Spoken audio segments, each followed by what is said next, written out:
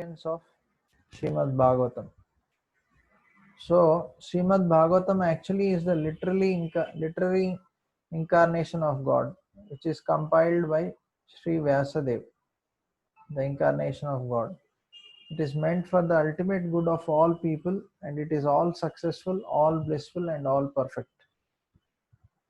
So, this Srimad Bhagavatam actually is not different from Krishna. Okay. So, if you have Srimad Bhagavatam at home, it is like having Krishna at our home. There is no difference. Actually, Srila Prabhupada said we can worship Srimad Bhagavatam by keeping it at our home. Just like if you have a murti of Krishna, same way Srimad Bhagavatam also is not different. So, and by studying this Srimad Bhagavatam, we can actually become successful in our life, really successful, and it does good to everyone. So there is a verse in the third canto of third chapter of first canto. Krishne swadamo pagate dharmagnanadivi saha kalo nashtam drishamesha puranarko adunoditaha. So what this sloka is telling, that this Bhagavad Purana is as brilliant as the sun, and it has arisen just after the departure of Lord Krishna to his own abode, accompanied by religion and knowledge. Persons who have lost their vision due to dense darkness of ignorance in the age of Kali shall get light from this Purana. So, Krishna left this world in the Dwapar Yuga, right? So, then what about Kali Yuga? How the people in Kali Yuga, every Yuga, Lord appears to help the people. So, in Kali Yuga, then how will Krishna appear? So Krishna appeared in the form of this Srimad Bhagavatam. So just like when there is darkness and the sun rises in the east, all the darkness is removed. Same way, the light emanating from the brilliant Srimad Bhagavatam actually can remove all the ignorance in the hearts of people. And because of the ignorance which is there in everyone's heart, people are actually suffering. They don't know what to do. And so because of ignorance, they commit so many sinful activities. So this Srimad Bhagavatam can help people to completely come out of that ignorance. And we see all over the world, people who study this, they get benefited and they get transformed. So Srimad Bhagavatam is a transcendental science. It is not some mythology. It's a transcendental science. So it is not only meant for knowing the ultimate source of everything, that is God, but also for knowing our relationship with the Lord and our duty. What should be our duty towards perfection of human society on basis of this knowledge. So it is written, actually Bhagavatam has 18,000 verses, which is in Sanskrit language. But Srila Prabhupada kindly, translated it in English. Srila Prabhupada used to sleep only 3 to 4 hours. He used to get up at 1:30 in the morning, and then, he would translate Srimad Bhagavatam for the sake of the whole world. And now it is available in many, many languages. All over the world, people are studying this Srimad Bhagavatam.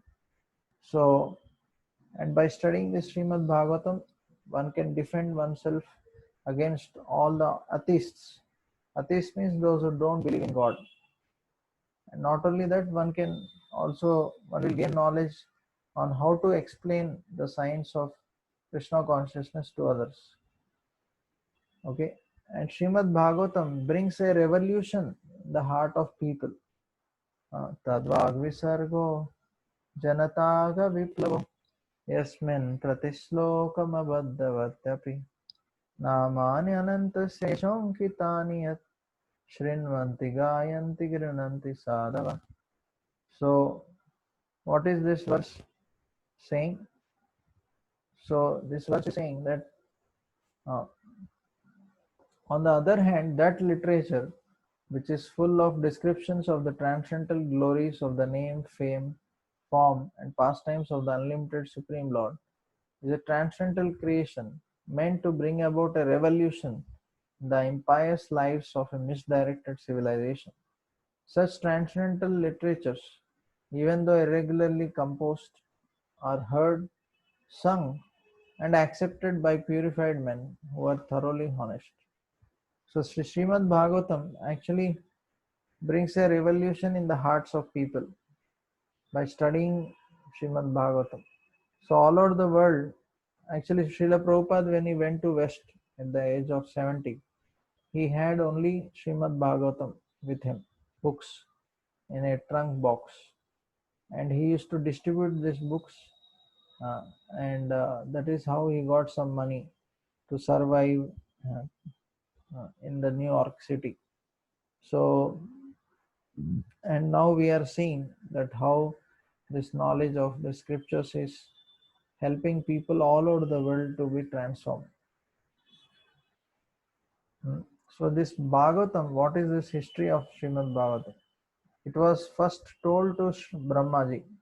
Actually, Brahma appears from the navel of Lord Vishnu. So initially when he appears, he keeps moving up and down. He doesn't understand where is he, what he should do. Finally he sits and performs. So Lord says tapa. He hears the word tapa. Then Brahma understands that he should perform tapasya. So he performs tapasya for thousands of years, and then Lord from within his heart he reveals Srimad Bhagavatam that time. Huh? So that is how the first this Bhagavatam was spoken by Lord to Brahmaji. And then Brahma then spoke this knowledge to sage Narada, his son. Uh, so this is called disciplic succession, parampara. And then later on, Narada Muni spoke this to Krishna Dvaipayan Vyasadeva, who actually wrote the Srimad Bhagavatam. And then Vyasadeva later wrote this or told this to Sukadeva Goswami, who is the son of uh, Vyasadeva. And then this Sukadeva Goswami, he mercifully spoke it to Maharaj Parikshit, who is the grandson of Pandavas. So like this, the Bhagavatam came down all the way from Krishna to the people in this age. So what is mentioned in the Srimad Bhagavatam?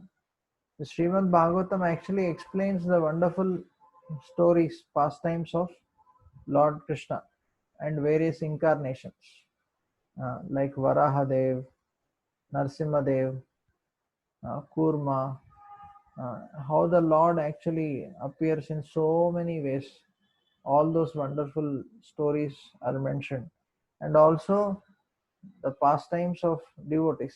Because generally, when we you know study philosophy, we also need examples of people who actually follow that philosophy. So Srimad Bhagavatam explains so many pastimes of devotees like Dhruva Maharaj, Prahlad Maharaj, Ambarish Maharaj, Pandavas, so many. So through them we can actually understand how we should serve the Supreme Lord. Okay, so that is explained in Srimad Bhagavatam. So this Bhagavatam is the essence of all Vedanta philosophy, and by studying it, one can easily understand the Supreme Lord. Uh, so the goal of this literature is to help us to develop loving service towards the Supreme Lord. So Srimad Bhagavatam actually is divided into 10 parts. So the first part talks about the creation of the universe. So generally we are interested to know how this universe came into being. So in Bhagavatam, in detail, all the explanation is given. How this creation, It is a science actually. A lot of details are given. How the entire creation. So first the creation is done by the Supreme Lord, uh, Lord Vishnu, and then the sub-creation is done by Lord Brahma. Brahma is given the knowledge how to further create all the living entities in the universe. So that sub-creation is also explained in the Srimad Bhagavatam. And then how the various planetary systems exist. How there are 14 planetary systems in every universe, and how they are all placed, which comes first, which comes second, all those details. And in each of the planetary system, what all planets are there, lot of details are given in the fifth canto.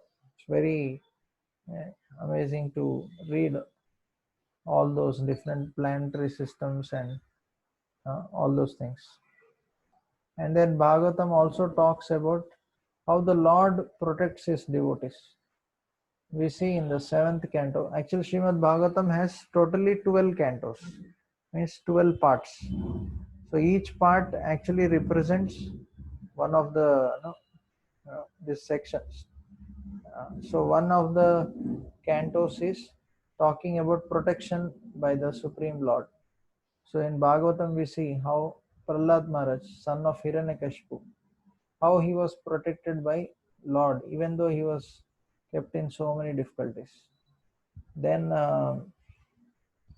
also it talks about various wonderful leelas, like Lord appears as Kurma, tortoise, to protect his devotees so that they can churn and get the nectar. Lord appears so many things, like Krishna, he appears to protect all the demigods. So like that, Lord appears in so many ways just to guide and protect his devotees from the onslaughts of Maya.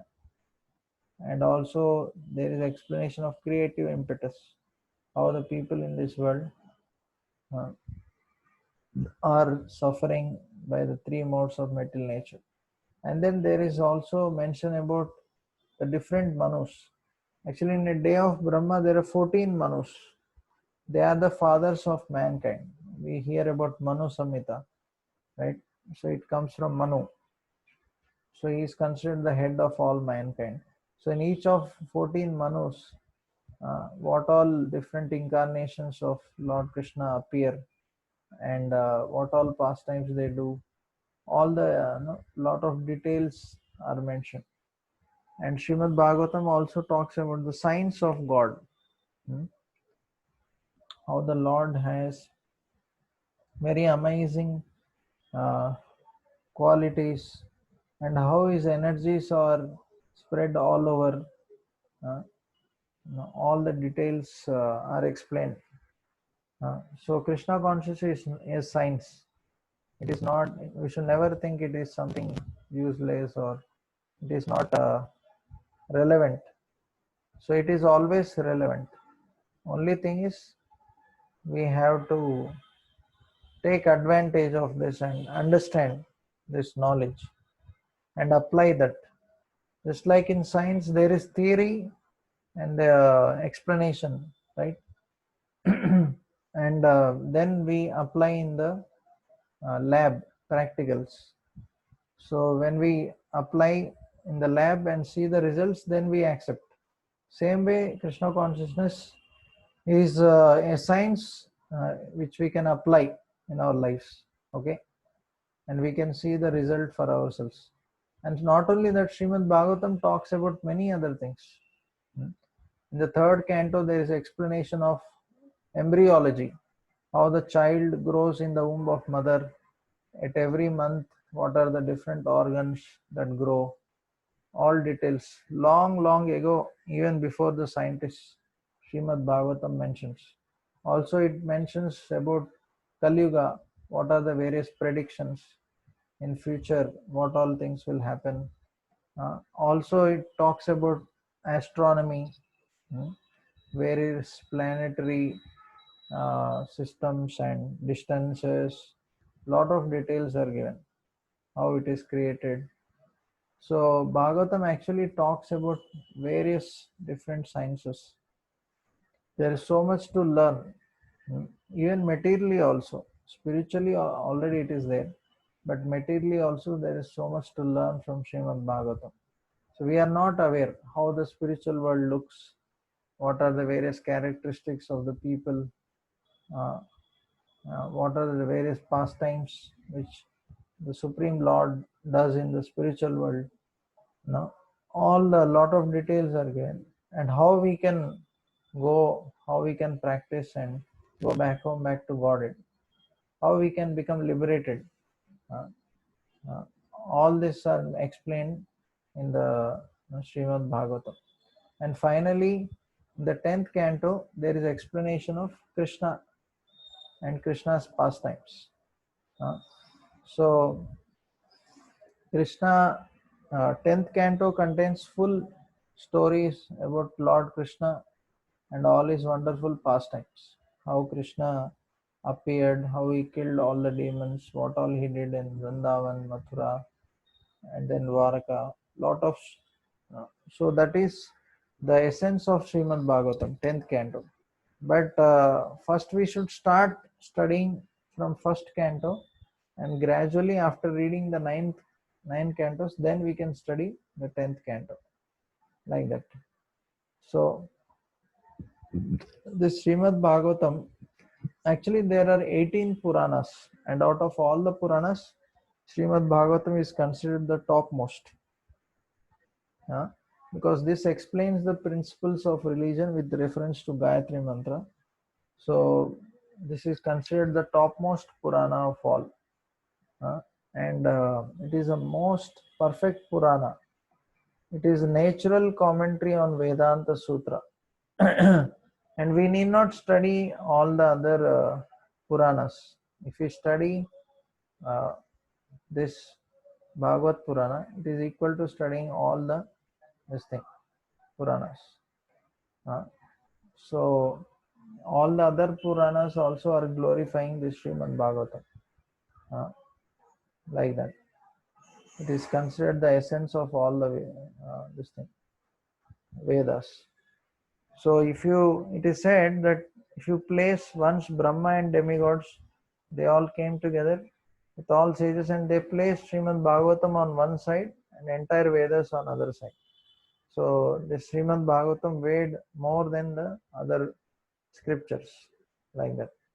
So Vyasadeva, he was very kind to the people in this Kali Yuga.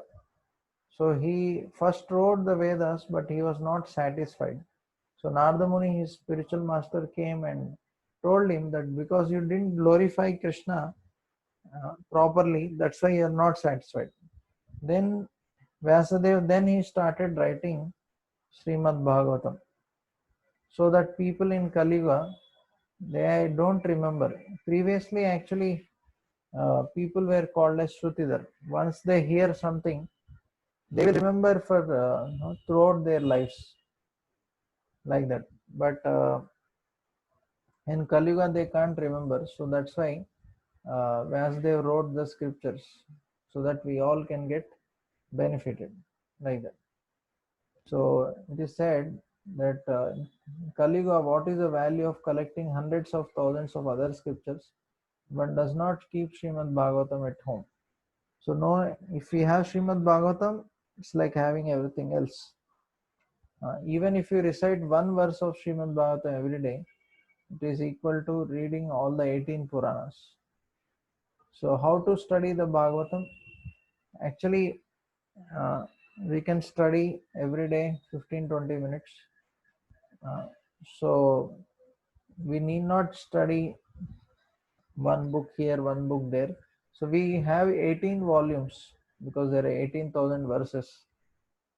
So we need not study haphazardly, but better to study chapter by chapter, canto by canto. So the Sanskrit slokas are there, but the best thing is Prabhupada gives word to word meaning. By studying it, we can even learn Sanskrit easily. And then there is translations in English. Actually, this Bhagavatam is available in many languages. in English, Telugu, so many. And then there is purports, explanation given, how to apply that sloka in our lives. So one should study all the 9 cantos one by one, like that. So when we study, then